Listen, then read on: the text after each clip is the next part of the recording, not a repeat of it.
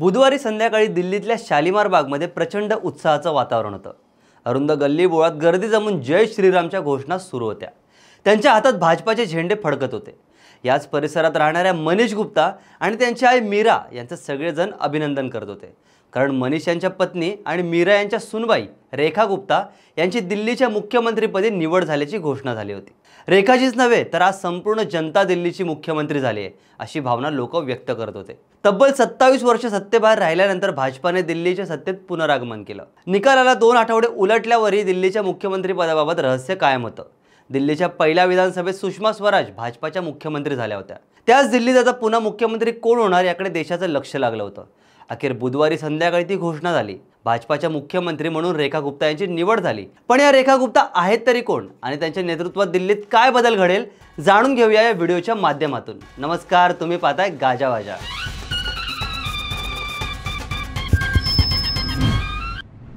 रेखा यांची 2 मुले आहेत। मुलगी हर्षिता ही MBA ग्रॅज्युएट असून ऑस्ट्रेलियामध्ये काम करते, तर मुलगा निकुंज वेल्लोरमध्ये इंजिनिअरिंगचं शिक्षण घेतोय।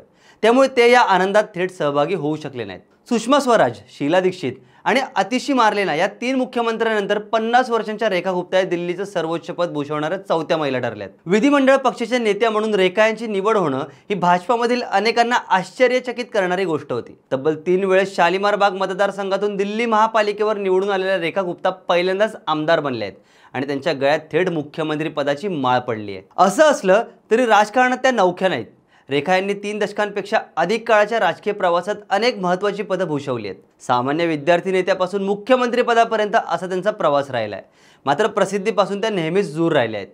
दिल्ली भाजपाच्या लो प्रोफाईल नेत्यांमध्ये त्यांचा समावेश आहे। मुली आणि महिलांच्या कल्याणासाठी रेखा यांनी केलेल्या कामाचं त्यांना बक्षीस मिळालं असं मत स्थानिक नागरिकांनी व्यक्त केलंय।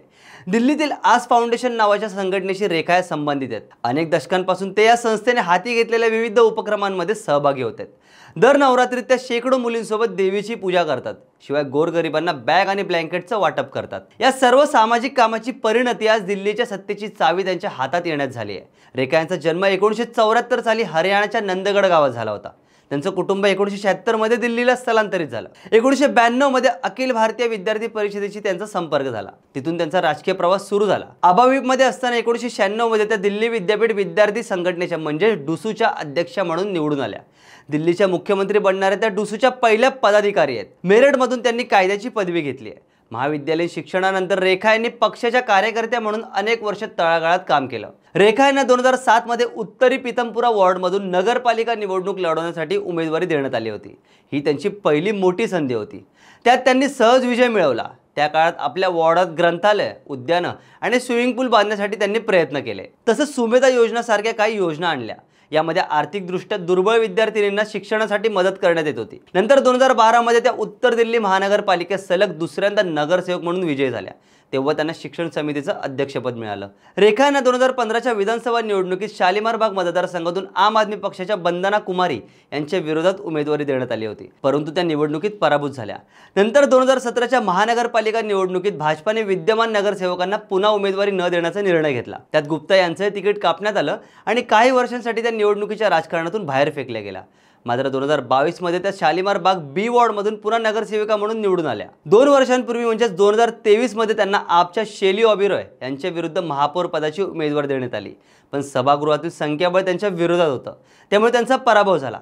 चढ उताराने भरलेल्या या प्रवासाचा एक महत्त्वाचा टप्पा यंदा आला। दिल्लीतला राजकीय वनवास संपवण्यासाठी कंबर कसलेल्या भाजपाने पुन्हा त्यांना विधानसभेची उमेदवारी दिली। यावेळी गुप्ता यांनी पक्षाला निराश केलं नाही। त्यांनी 2015च्या पराभवाचा बदला घेतला आणि विद्यमान आमदार तसंच त्यांच्या जुन्या प्रतिस्पर्धी आपच्या वंदना कुमारी यांचा 29,000 पेक्षा जास्त मतांनी पराभव केला। विधिमंडळ पक्षाच्या नेतेपदी निवड झाल्यानंतर रेखा आणि त्यांचे सहकारी राजनिवास येथे गेले। तिथे त्यांनी उपराज्यपाल VK सक्सेना यांच्याकडे सरकार स्थापनेचा दावा केला। गंमत म्हणजे भाजपा आमदारांच्या बैठकीत आमदार सतीश उपाध्याय आणि विजेंद्र गुप्ता यांनी मुख्यमंत्री पदासाठी त्यांच्या नावाचा प्रस्ताव मांडला। हे सर्वजण या पदासाठी प्रबळ दावेदार मानले जात होते। तरीही भाजपाने नेहमीप्रमाणे धक्कातंत्राचा अवलंब केला आणि रेखा यांना संधी दिली। रेखा यांना अनुकूल ठरणारे 3 प्रमुख घटक विश्लेषकांनी अधोरेखित केलेत। एक म्हणजे त्या महिला आहेत, दुसरं म्हणजे त्या राजकीय दृष्ट्या प्रबळ असलेल्या बनिया समुदायातील आहेत। या समुदायाने भाजपाच्या विजयात तर महत्त्वाची भूमिका बजावली आहेच, शिवाय लवकरच निवडणुका होणार असलेल्या बिहारमध्ये बनिया मतदारांची संख्या मोठ्या प्रमाणात आहे।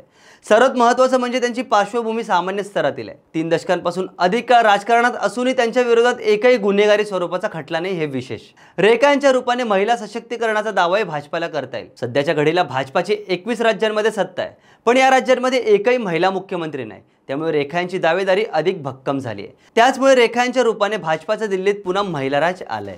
भारताच्या राजकारणातील अशाच घडामोडी जाणून घेण्यासाठी गाजावाजाला लाईक, शेअर, फॉलो आणि सबस्क्राईब करायला विसरू नका।